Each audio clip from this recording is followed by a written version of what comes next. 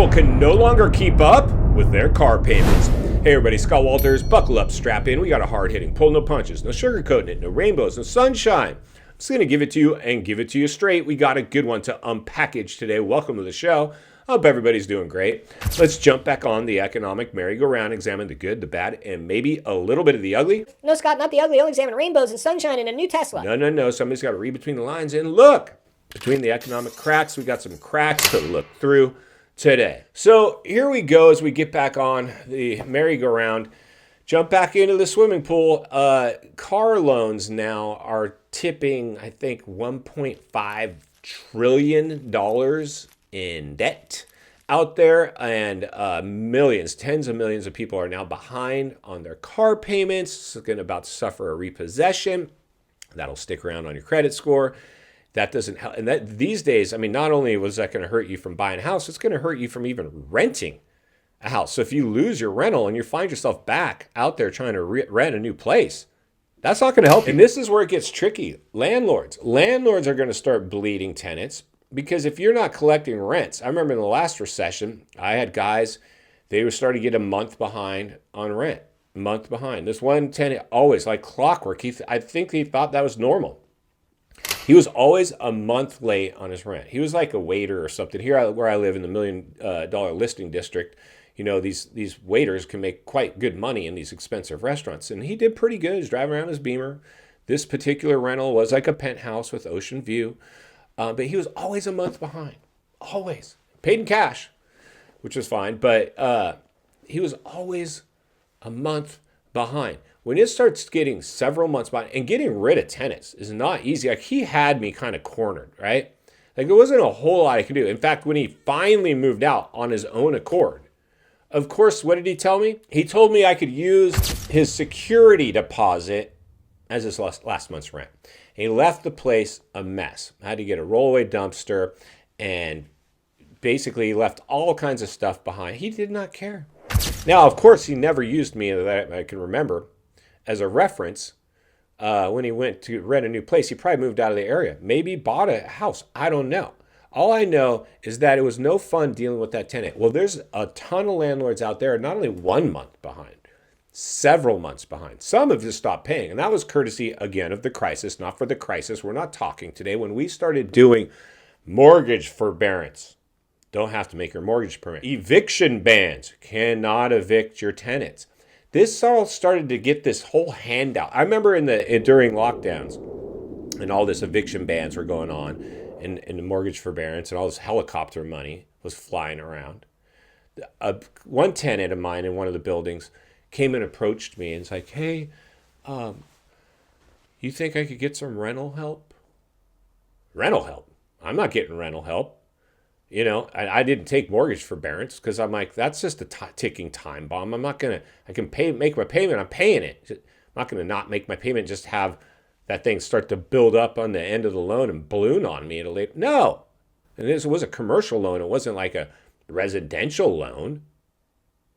I'm like, that's why you got stimulus checks. I'm like, if you got a hardship, put it in writing, and I will tell you what I can do for you. So then because it happened to one tenant, I had to give it to all the tenants. If you would like, I can offer reduced rents, but it will have a payback period. And here's the payback schedule. So you can have temporary relief, but then you got to get caught back up. Well, they were hoping for a handout from Scotty Boy Walters. Didn't happen. It's like, you can give notice if you can't afford it. I can't lose my building because you want free rent. I just can't do that.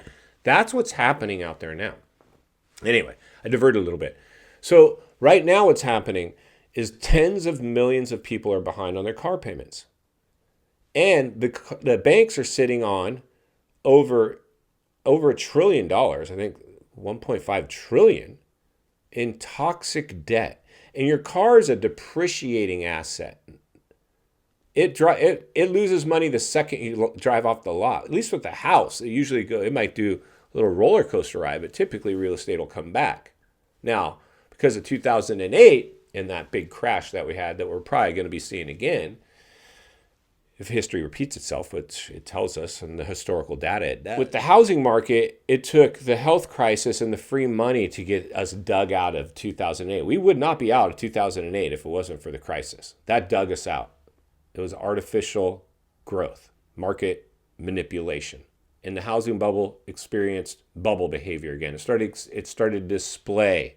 It didn't start, it displayed bubble behavior. And typically in the housing market, displays bubble behavior, it pops. So you don't have to be a rocket scientist or a mathematical genius to figure this one out. And they can't keep up with their costs of living.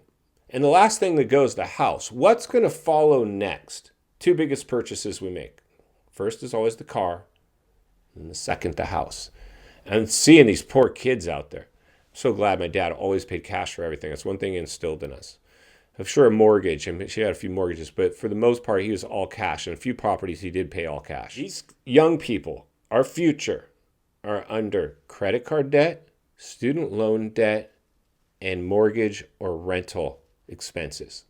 And they can't keep up. And that's not the cost of living with food, insurance, gas for the car, or even energy to fuel your vehicle. These cost your subscriptions, your cell phones. I mean, they've got their hooks in us so much now. The debt slave now is, the level of debt slaves we've created in this country is astronomical. And the writing's in the wall when you see now car loan debt at an all-time, never seen before high. We're breaking all the wrong records. In final thoughts, I come to you as a friend, as a content creator, as a real estate guy that wants to see not only win in real estate, win in life. Understand the waters you're swimming in now, they're shark infested. Car loan debt, welcome to the swimming pool. Millions, tens of millions of people are now defaulting on their car loans. And unfortunately, the house will be next. If you own property the way I do, make sure you get quality tenants. Tenant placement is an art form. And even then there's not guarantees. Like the guy I shared with you who was always a month less late. I've vetted him, screened him, and even him. Now I can deal with one tenant always a month late as long as that's as far as it gets. But unfortunately, there's landlords out there now that they're either not paying rent or months and months are just making partial payments on the rent. And they, with all the tenant rights now, they can't get rid of them. This thing is a ticking time bomb, ready to explode. My advice, and I'd never suggest anything that I'm not doing or willing to do myself, insulate yourself in these times. Understand the waters you're swimming in. Expect the unexpected. If you've got a car and you can no longer keep up with the payment, take it back to the dealership, trade it in on something cheap. Don't base your insides on other people's outsides. The car is not going to make you happy and it's not going to make you a success. Save up and pay cash for your car. The only thing I want you to finance is maybe a house, a modest house. Do not be house poor. As much as I love selling you real estate, I do not want to get that call, Scott, I'm losing the house. I don't like that call. Happy customers are repeat customers. And that's why I'll be here to blow the lid off at every step of the way.